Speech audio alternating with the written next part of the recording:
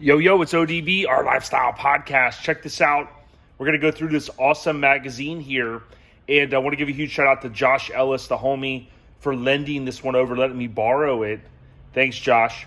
This one's pretty cool. It'll make sense here. Auto Graphics. You may remember seeing these or reading or potentially subscribed. This is December 98. John Kosmosky on the cover. Famous painter.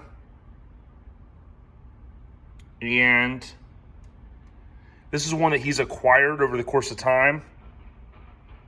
Really awesome issue. It's got some great mini truck history in it. So let's jump right in. Classic kind of advertising of the day with the colors and whatnot. Nice that it all that this is color magazine. Believe it or not, in this era, a lot of magazines, including mini trucking, were not all color. So Auto Graphics, you see a quote there from Kosmosky. Ooh, what's that? What? You see Ask K Daddy, Pinhead's Gazette. And then here it talks about John's latest completed project, the 34 Ford all steel with an LT1. Over here you have the Auto Graphics subscribe here, calling out. So you got some classic stuff from that era. See Craig Frazier, Last Look. It's pretty cool. I got to see that truck around 20 years ago at Nopi 99 or 2000. Welcome to the Custom Paint Magazine. So this is one I don't own, but again, I thought it would be cool to bring this to you guys. It's not a lot of pages, but it has some big time stuff in it. Here you see Craig, Dion, K Daddy, the famous characters. Always causing mischief. As Craig said when we had Craig Frazier on the podcast, one of my all-time favorite interviews. That's the thing you get with OLP. We do our best to try to get with a lot of different people on the scene. Folks that are maybe considered legend or have been around a long time, all the way down to new school people. We love talking about, of course, the lifestyle, which a lot goes along with mini trucks, of course, BMX bikes, hip-hop, music in general. And then we get to launch amazing merchandise like these awesome aluminum signs that we work back with one of our key vendors on. And then here's also, I wanted to show this real quick. This is the patch. If you watched the video that I did of all the old stickers, I didn't really show this up front, but that's the patch that was part of the pre-registration for 2020 LST.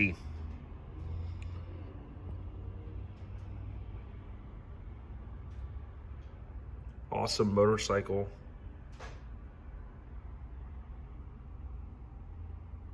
Now, if you were a painter at this time, I'm sure you were probably subscribed to this magazine. Off the top of my head, I don't know how long it existed. And with the downfall of magazines, and print in general, I just don't know off the top of my head. See another famous one there. You see the checkered flag. It was pretty cool that Blake, he had picked up that blue Mazda from Jeff, and you'll see a hint of that checkered flag in the paint job that he did on the truck. Pretty awesome. Reminds me of like Last Look.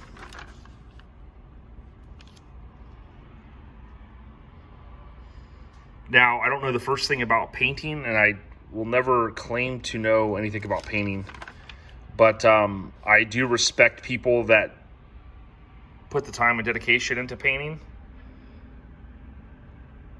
I have no skills to draw anything, so I'm always blown away at what at what other people create. There's the Big Daddy. Hot August nights. You've heard a lot of people talk about that event on our podcast. Folsom Breakout. Check this out. 88s and 98s. OBS on the rise. Got some classic Alcoa. I remember hearing about Alcoa wheels getting in the scene, and people were talking about Alcoa and this and that, and I always wanted to learn more about it, so I kind of started looking into it, and I was like, oh, Alcoa, Aluminum Company of America. That's what it stands for. And I said that to someone one time. They're like, oh, I never knew that. And I was like, either did I. It's pretty cool stuff. Something nostalgic about those Alcoa wheels. You know, just even the 16s on a dually laid out. All right, Mini Rod. The mini truck that thought it was a street rod by Craig Frazier. Now, what's pretty cool is this is really the first and only feature that this truck had. Josh went back and recreated, we worked back with Graphics Mafia up in the Jacksonville area, recreated that window sticker, I'll say basically the windshield banner, the top one for Colorado Custom. Of course, it had the Hancock wheels on it, you see there. Now, I also released some footage recently of this, the day that Cal Concepts had the open house, and it was footage from Steve Nielsen that day. I told Josh he's got to bring the bar back. So Josh Ellis, for those that don't know, owns this truck now and has really done a great job of refreshing it. You'll see the seats in there. He actually has those seats in his man cave and or garage. And that's pretty freaking cool. The backs of them are painted.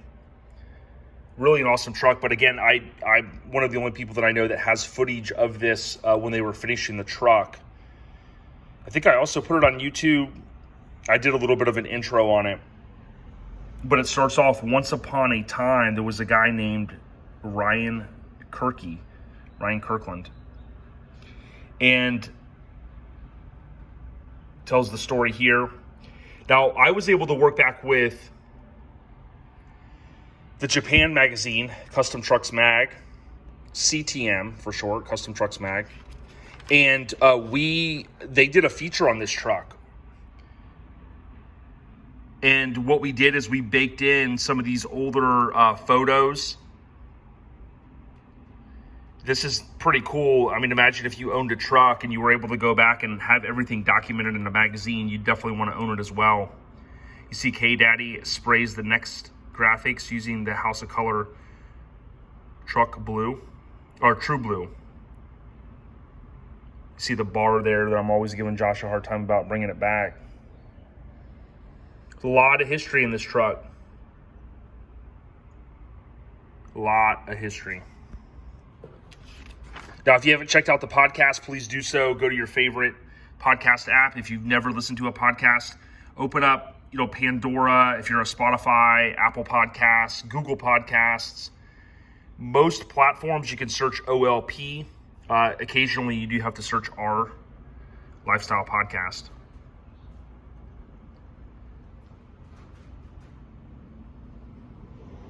A lot of history, like I said, in this one. And this magazine definitely is a gem. Now, Custom Trucks Mag ran this last year. I think it was before Down for Dennis.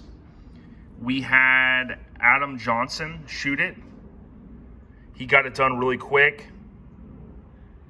And it ran shortly after. I got a chance to do the write-up. I thought it was pretty cool. Now, you can't really read it in, unless you can read Japanese. But Josh has posted excerpts from it, and I guess at some point, maybe here on YouTube / Instagram, maybe I'll go through some of the highlights of it. I thought it was pretty cool. I baked in a quote from a famous 90s movie. Pretty cool here. 88 to 98s, OBS, classic sport truck era is coming back in full effect. And speaking of sport truck era, the homie Josh Ellis, whose magazine this is, he recently picked up an 88 to 98. What a gem it is. You could follow him on Instagram. It's IB, so the letter IB, Jealous, Jellis, IB Jealous. His last name is Ellis. First name is Josh, of course, so it just was a cool Instagram handle. You can go see, he's calling the 88 to 98 time capsule, which is freaking cool, man. It's got so many little era correct billet pieces, 17s. Pretty awesome. I won't give it all away for those that haven't seen it. Check it out. Pinheads Gazette. Now, hopefully you're enjoying these videos. Leave a thumbs up. Leave a comment below. Let me know what you think. I tried doing these, as I mentioned, if you've watched some of the Mini Truckin Magazine flip-throughs, I tried doing these with a tripod. I tried doing it with kind of 2 different camera angles, and it's just easier for me to do it like this. And with a lot of the software and things that are built into these newer iPhones, as well as hardware, it makes it pretty sturdy overall. And I like to be able to kind of zoom in when I want to. I don't have a super, production setup here, so super crazy production setup. So this is the easiest way for me to get the content out quick. Almost looks like the back of a phone case. Man, in the 90s, I still have one of my first phones. Right, actually, look, check this out. I'm gonna show you guys a gem right here. This was my first cell phone. I was in high school. That was actually the number. And I had a buddy give me this phone. And it was a Telego phone. The concept was, it was supposed to be a cordless phone at your house. It has a base. And then when you got away from the phone, or away from the base, it would turn over to the cellular network. Of course, cellular networks sucked back then. But I went and activated it. I remember activating this phone. And the reason why I just thought of this was there was probably no thought of cell phones the way they are today back in that era. And this is a little bit before this magazine was printed. I'd say 95, 96. But crazy how times have changed. And here we are recording a video on a phone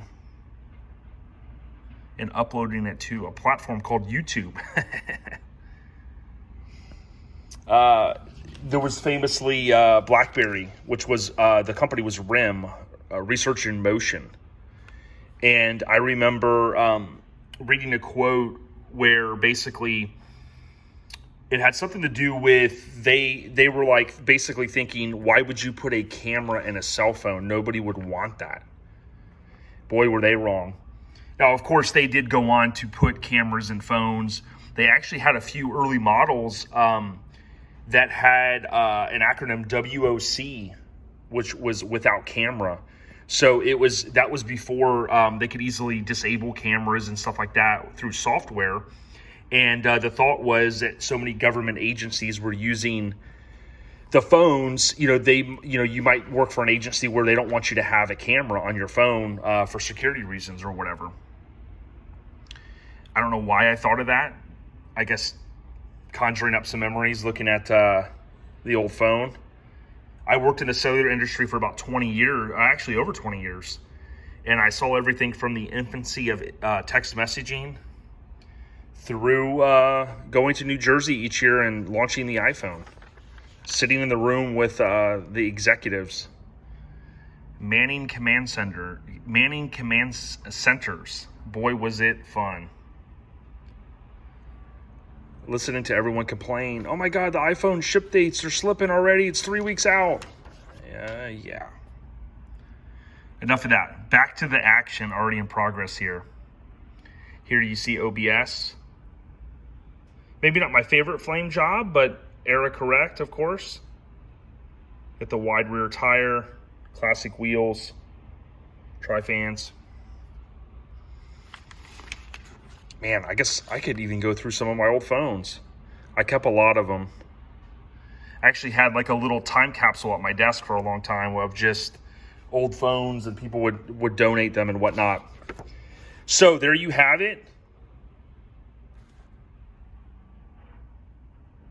Here's one to add to your collection if you can find it. I do see them out there.